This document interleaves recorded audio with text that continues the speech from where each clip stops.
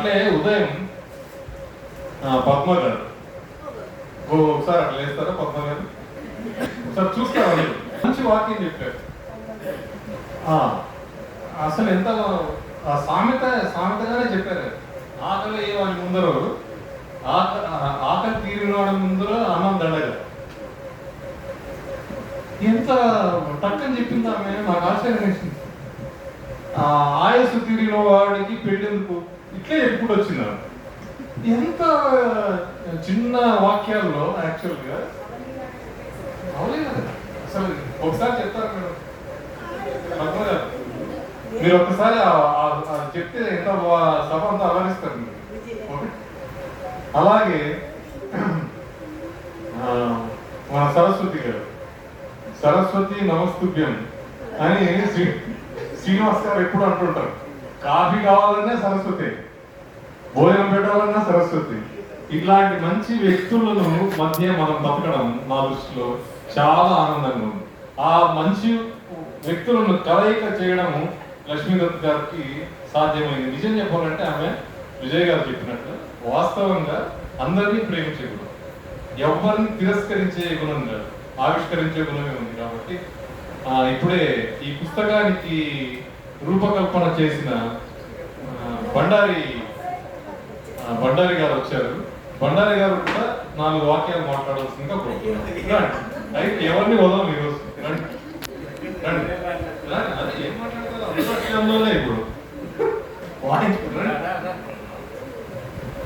పుష్పము పింఛము భలే జోడించావయ్యా.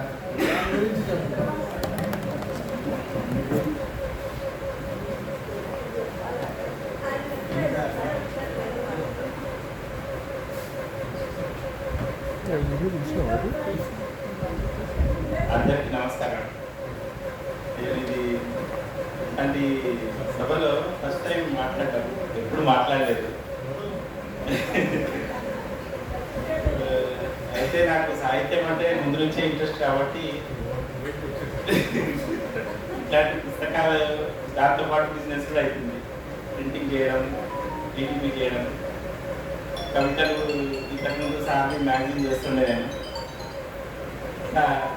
అమ్మతో పరిచయం అయింది ఒక అన్నతో. ఇంకా అమ్మ పుస్తకాలు కొన్ని చేశాను.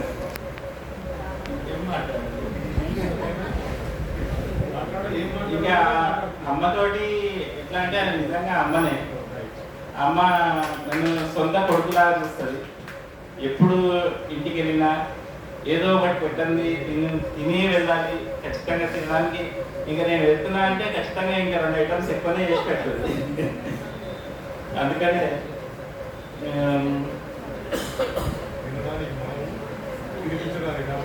ఇంకా అమ్మని ఇలా చూస్తే అసలు ఈ పుస్తకాలు ఆమె రాసిందని నమ్మకం నాకైతే కలగదు. కానీ నిజంగా ఆమెనే రాసింది. కవితలు కానీ ఆమె రచనలు కానీ చాలా, అంటే ఆమెకి పోలిస్తే అంటే చూస్తే అనిపించదు, ఆమె చూస్తే ఈమె రాస్తుందా అని అనిపిస్తుంది. కానీ నిజంగా ఆమె రాస్తుంది. ఆమె రాసి అక్కడ ఇక్కడ పడేస్తుంది పేపర్లు. ఎక్కడ పెట్టారో తెలియదే అంటారు. మళ్ళీ ఏదో సమకూర్చి పెడితే సార్ కొంచెం సరి చేసి దాన్ని ఇస్తాను, నేను చేయిస్తాను. అదేదో కింద మీద పడి అయిపోతుంది పుస్తకం. ఇంకా కొన్ని రాయాలని అనుకుంటున్నా పుస్తకాలు. అది చాలా మంచి విషయాలు చెప్పారు బండారి గారు. అక్షర శిల్పి, రూపశిల్పి, మంచి 4 భాషల్లో అనర్గళంగా టైప్ చేయగలిగిన వ్యక్తి, గొప్ప మంచి పట్టుతో ఉన్నవాడు. కంప్యూటర్లో రైలు పరిగెత్తినట్టు కొడుతున్న కంప్యూటర్. మనకైతే పక్కన చూసేవాడు కనిపించేది చెప్పడంలో. అంత గొప్ప ప్రావీణ్యం బండారి వచ్చి ఈ సభలో మాట్లాడడం అనేది కూడా మనందరికీ ఆనందంగా. ఆయన ఒకసారి అందరూ అభినందనలు చెప్పండి. ఈరోజు మాతృభాష దినోత్సవం అని చెప్పారు. ఉదయమే ఒక చిన్న 4 వాక్యాలు రాసి పెట్టారు.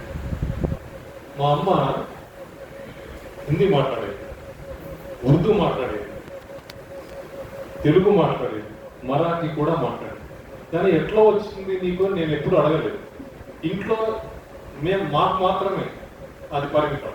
ఎవరైనా వస్తే నేను ఒక్కసారి చెప్పాను, ఎవరైనా వస్తే ఈ భాష మాట్లాడద్దు. కారణం ఏమంటే వీళ్ళు ఏదో మా గురించి మాట్లాడుకుంటున్నారు అనే స్థితి వస్తుందమ్మా, వద్దు. ఆమె చదువుకోలేదు, అంటే అక్షరం జ్ఞానం లేదు. బట్ ఆమె ఎట్లా గ్రాస్ప్ చేసిందో, మా ఇంటి ముందర ఉర్దూ టీచర్ వెళ్ళేది, ఎప్పుడో పలకరించింది. దాదాపు ఆ రోజు నుంచి ప్రతిరోజు వాళ్ళిద్దరూ ఉర్దూలో మాట్లాడుతున్నారు. నేను అడిగాను ఆమెకి, ఏం నువ్వు ఉర్దూ టీచర్ కదా, ఈమె అంటే ఉర్దూ నాకంటే ఈమెకి ఎక్కువ వస్తుందని ఈమె దగ్గర కూర్చొని నేర్చుకుంటున్నాం బాబు అని చెప్పి. కారణం ఏమంటే గ్రాస్పింగ్, వినడం వల్ల, పరిశీలించడం వల్ల. ఆమె నిరంతరం నన్ను ఒక మాట అనింది చిన్నప్పుడు, ఇట్లే అని ఇట్లా చూస్తూ మీరు అనుకోమే చోరు హెయిర్ ఎక్కడ పనైనా నా కళ్ళలో తొమ్మున్నాడు. ఈ వర్డ్ ఎంత పొయిటిక్ గా వచ్చింది అనిపించింది. మీరు అనుకోమే చోరు హెయిర్, ఒక అన్ఎడ్యుకేటెడ్ అని నేను అన్నాను ఎప్పటికీ అమ్మను. అన్ని భాషలు తెలిసి 4 భాషలు తెలిసిన మా అమ్మ నిజం చెప్పాలంటే ఈరోజు గుర్తు ఎందుకు చేసుకుంటున్నాను, ఆమె వల్ల నాకు ఈ సాహిత్యంలో నిజంగా పట్టుదల దొరికిందేమో. ఆమె మాట్లాడే మాటలు ఎంత పొయిటిక్గా ఉండేటివో, ఆ పొయిట్రీ నన్ను ఇన్స్పైర్ చేసింది మొట్టమొదటి. అమ్మ మాతృభాష ఒక్కటి కాదు, యాక్చువల్గా మాతృభాష తర్వాత ఈ లోకల్గా ఉన్న భాష వేరు నా దృష్టిలో. అమ్మ 4 భాషలు మాట్లాడితే ఏదని స్వీకరిస్తా, అమ్మే ఒక భాష, చివరిగా అమ్మే ఒక భాష. చాలా గొప్పగా చెప్పారు సార్.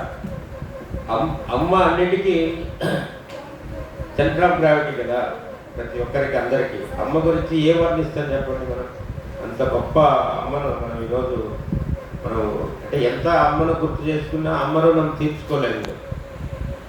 అలా మాతృభాష దినోత్సవంగా మన తల్లులను మనం నిజంగా గుర్తు చేసుకోవడం అనేది ఒక విషయం అయితే, అదే మాతృమూర్తుల దినోత్సవం రోజున తల్లి రాసించిన బుక్కును కుమారుడు తీసుకోవడం అనేది అది ఆయనకు నిజంగా ఒక వరమే అని చెప్పాలి అందరూ.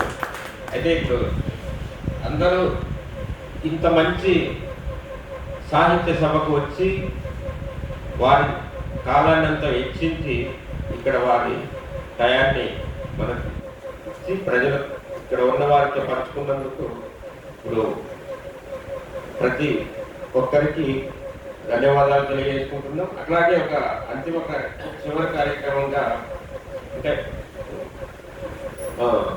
వచ్చిన వక్తలకు, కళాకారులకు, కవులకు ఆనవాయితీగా అమ్మ రచించిన పుస్తకంలో ఆనవాయితీగా ఆమె అందరికీ ఒక చిరు సత్కారాన్ని అందిస్తుంది. ఇప్పుడు ఆ సత్కారాన్ని మనం ఇక్కడికి వచ్చిన వారందరూ స్వీకరించవలసిందిగా కోరుతున్నాం.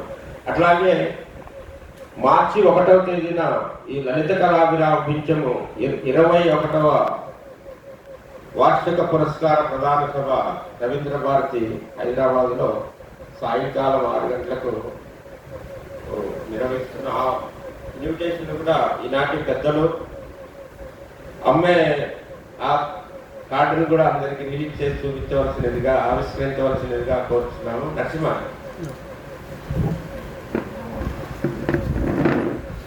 అది కూడా ఒకసారి అందులో ఈ సంవత్సరం 21వ సంవత్సరానికి గాను లలిత కళాభిరామ పింఛం ప్రార్థనా గీతాన్ని మన పల్లెటు నరేష్ గారు రచించారు. ఆ గీతాన్ని కూడా మేము అద్భుతంగా అక్కడ అందరికి చూపించాను మేడం. సో 21వ తేదీ మా అమ్మ పేరు మీద లలిత కళాభిరామ పింఛమని స్థాపించి 21వ సంవత్సరం అవుతుంది. ఆ లలిత కళాభిరామ పింఛానికి మన శిరీషావాణి ఫాదర్ డాక్టర్ ఆశావాణి ప్రకాష్ రావు గారే రామయ్య పింఛం అనే పేరు మీద లలిత కళాభిరామ పింఛం అనే సంస్థను నామకరణాన్ని చేశారు. వారి పేరు మీద ప్రతి సంవత్సరం ఆనవాయితీగా ఆశావాది పురస్కారం అందిస్తున్నాము. ఈ సంవత్సరానికి గాను ఆశావాది పురస్కారాన్ని ఎవరికో కాకుండా మన డాక్టర్ ఎక్కలూరి శ్రీరాము గారికి ఇస్తున్న వారిని కూడా ఈ సంవత్సరము. కొంతమంది ప్రతిసారి మీరు ఎవరికో ఇవ్వడం ఎందుకు, మీ దగ్గర ఉన్నాడు కదా ఎక్కలూరి శ్రీరాములు, ఆయనకు మరి మీరు ఏం చేస్తున్నారన్న ఒక క్వశ్చన్ మార్క్ రావడం వలన మా పెద్దలందరూ ఈసారి ఆయనకే ఆశావాది గారి పురస్కారాన్ని ఇవ్వాల్సిందిగా మేడం గారు ఆ రోజు వచ్చి ఆ కార్యక్రమాన్ని వారి చేతుల మీదతో ఇవ్వాల్సిందిగా కోరుచున్నాం. ఇది ఈ అనదర్ మరొక విషయము. అట్లాగే ఇప్పుడు ప్రతి ఒక్కరూ గిడుగు శ్రీనివాస్ దత్ గారు మేడం గారు ఇద్దరి మధ్యన ఒక చిరు సత్కారాన్ని ఇక్కడికి వచ్చిన వాళ్ళందరూ వారి చేతులతో తీసుకుంటే మన జ్ఞాపకాలు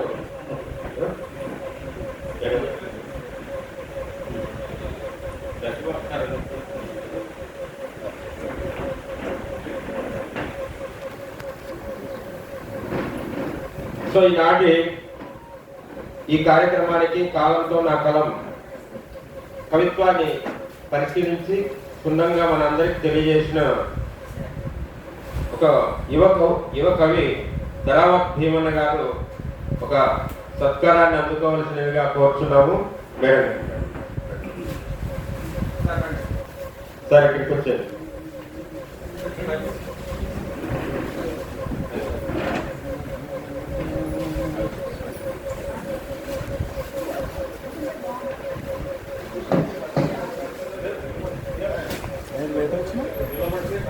లాంగ్ కదా కొద్దిగా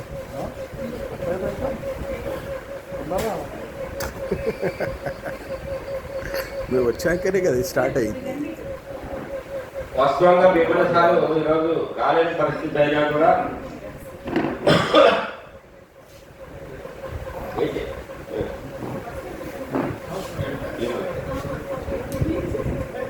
సో వచ్చి మన మధ్య మంచి విశ్లేషణ చేసి వినిపించినందుకు వారికి ఒక చిరు సత్కారాన్ని వేయంగా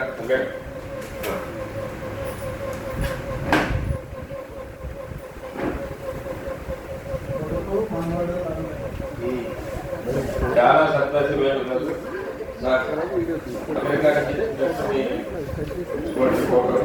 అట్లాగే మరో పరిశీలనలో కవయిత్రి కుమారి లక్ష్మీ ప్రసన్న గారు కూడా మేడం గారితో ఒక సత్కారాన్ని అందుకోవాల్సినవిగా కోరుతున్నాము.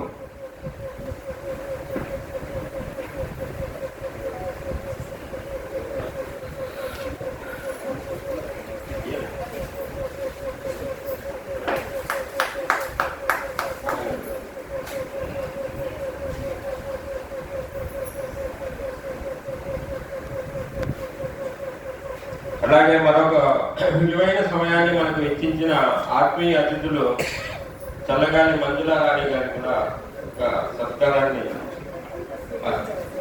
స్వీకరించవలసిందిగా కోరుతున్నాం.